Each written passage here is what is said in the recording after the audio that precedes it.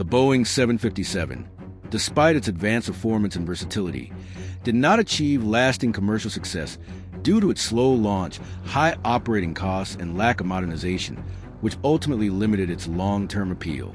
Please leave your comment and subscribe to the channel. The Boeing 757 is, for many aviation enthusiasts and experts, one of the most underrated aircraft in history.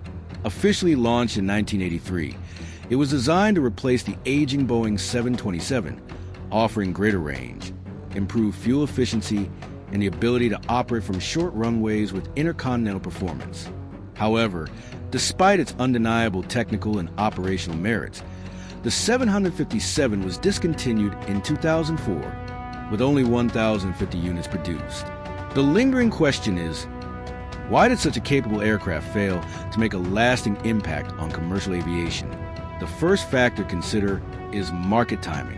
The Boeing 757 entered service during a transitional period in the airline industry. In the 1980s, carriers were focused on modernizing their fleets, and the industry still largely revolved around hub-and-spoke networks and high-density medium-range aircraft.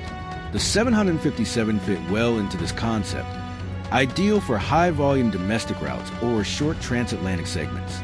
However, over time, the industry began shifting toward a point-to-point model, made popular by more versatile and economical aircraft, such as the next-generation Boeing 737 and later the Airbus A320neo.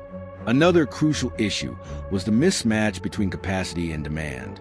The 757 was built with powerful engines, notably the Rolls-Royce RB211 and Pratt & Whitney PW2000, a range of up to 7,200 kilometers, and the ability to carry around 200 passengers.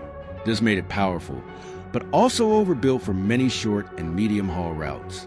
While airlines sought smaller, more fuel-efficient aircraft with simpler crew requirements, the 757 was often too large for domestic use and too small to replace wide bodies on long-haul international routes.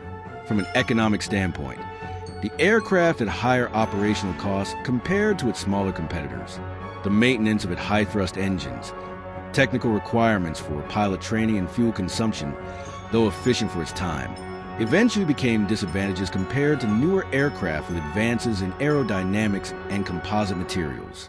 Over time, operators saw more value in standardizing their fleets with aircraft like the 737 or A320, which were cheaper and easier to maintain in high-turnover operations. Additionally, the 757 suffered from a lack of a comprehensive aircraft family, unlike the 737 or A320. While those families offered multiple configurations, from around 100 to 240 seats, the 757 had only two main versions, the 757-200 more common, and the 757-300 less popular due to its extreme length and limited cargo flexibility. This limited its usefulness for airlines that preferred flexible aircraft for different routes and passenger volumes. Another major factor was the absence of significant modernization.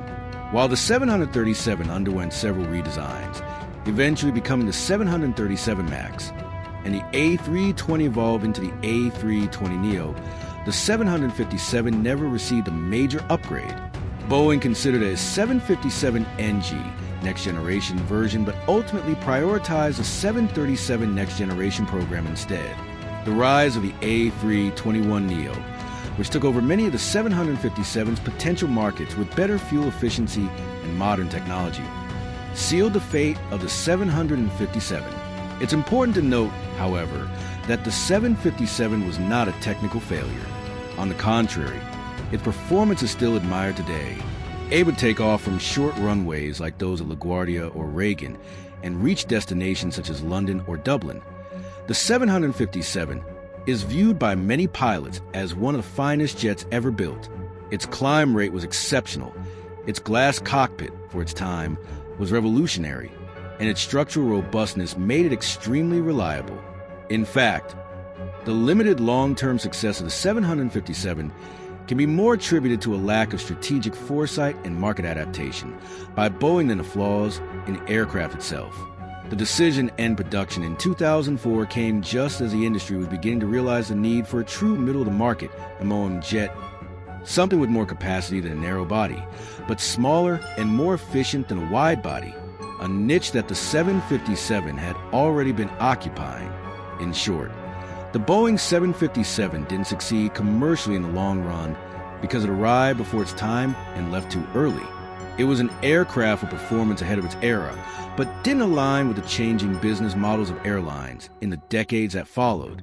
The lack of investment in updates, limited model variants, relatively high operating costs, and competition from newer, more adaptable aircraft eventually led to its discontinuation. Ironically, decades after production ended, several airlines still operate the 757 in strategic roles, such as Delta, United, and FedEx. Many executives and analysts agree that had Boeing invested in a modernized version, the 757 might still be flying off a production line today. Its ability to serve challenging airports, combine range with power, and offer a solid passenger experience still make it, for many, an irreplaceable classic in modern aviation.